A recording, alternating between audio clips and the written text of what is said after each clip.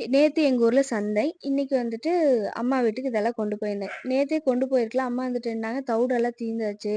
அதையும் எடுத்துட்டு வந்துரு" அப்படின்னு சொன்னாங்க. தவிட்டு மூட்டை எடுத்து வைக்கிறப்பலாம் வச்சுட்டோம். கடைசியில அவங்க வந்துட்டு, "உட்காருங்க, நாங்க சரி பண்ணி விடுறோம்" அப்படின்னு சொல்லியிருந்தாங்க. கரெக்ட்டா தான் வச்சிருந்தாங்க. வர வர அந்த ஸ்பீட் பிரேக்கு, குண்டு குழி அதுல எல்லாம் வந்து வந்து ஐயோ! உட்காரவே முடியல. ஷோல்டர் ஒரு பக்கம் வலிக்குது, முதுகு ஒரு பக்கம் வலிக்குது. எப்படியோ கஷ்டப்பட்டு வீடு கொண்டு வந்து சேர்த்திட்டேன்.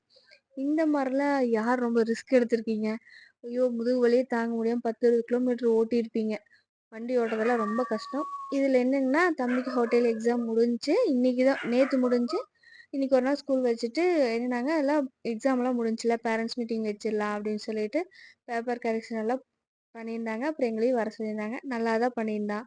இப்ப எல்லாமே நல்லா எழுதுறான், படிக்கிறான்.